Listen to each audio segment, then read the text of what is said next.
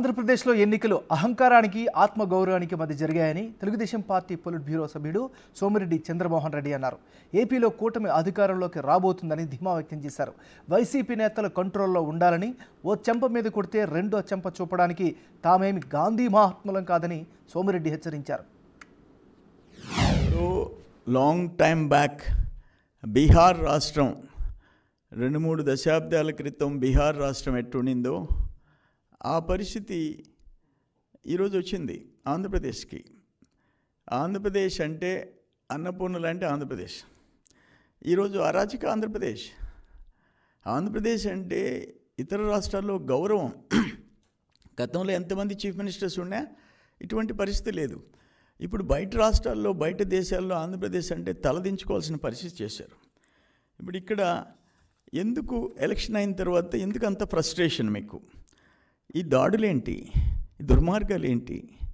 ఆఖరణ election commission డీజీపీని, chief సెక్రటరీని పిలిచి మందలించాల్సిన పోస్ట్ ఎలక్షన్స్ దాడుల మీద ఇటువంటిది ఎప్పుడన్నా చరిత్రలో జరిగిందా? ఏ రాష్ట్రంలో అయినా జరిగిందా? మా గవర్నమెంట్ వస్తుంది, నో డౌట్. మినిమం 135 వస్తున్నాయి. మీ మాదిరిగా వై నాట్ 175 ఈ మేము చెప్పటంలా. కంట్రోల్లో ఉండండి. ఇంకో 17 రోజులు ఉంది కౌంటింగ్. ఒళ్ళు దగ్గర పెట్టుకొని ఉండండి. ఒళ్ళు దగ్గర పెట్టుకోండి. ఎమ్మెల్యేలు, మంత్రులు అందరికీ చెప్తుండా. తమాషాలు కాదు. మేము మడిగట్టుకొని ఈ చెంప మీద కొడితే, ఈ చెంప మీద కొట్టే దాన్ని కొట్టమని దానికి మేము గాంధీ మహాత్ములు కాదు. డెమోక్రటిక్ సిస్టంలో ఎలక్షన్స్ జరుగుతాయి. గెలుస్తాం, ఓడతాం, ప్రతిపక్షం, అధికార పక్షం. అంత మాత్రాన కొమ్ములు వస్తాయా మీకు?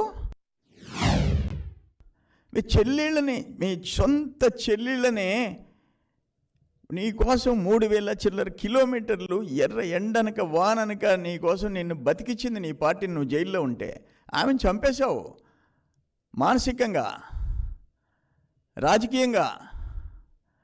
ఎవడెవడో కంపెనీలోకి ఇచ్చావు. రిలయన్స్లకి రాజ్యసభ, ఒక రాజ్యసభ నీ చెల్లెలకి, షర్మిలమ్మకి ఇలాకపోయినావు. నీ మనస్తత్వం అది. మీ తల్లిని విశాఖపట్నంలో పెట్టి ఓడిపోతే మళ్ళీ ఆమెకు గౌరవంగా ఒక రాజ్యసభ ఇలాకపోయినావు. ఎందుకు పెట్టావు? ఫస్ట్ నువ్వు బతికిన దాకా తల్లి కావాలా, చెల్లి కావాలా? నువ్వు రాజకీయంగా బలిసి అడ్డంగా బలిసిపోయిన తర్వాత ఆర్థికంగా వాళ్ళు పడలే. అది నీ తత్వం. అందుకని వీటన్నిటికీ మీకు పనిష్మెంట్ 13 జరిగిపోయింది. జూన్ 4 తెలిసిపోద్ది.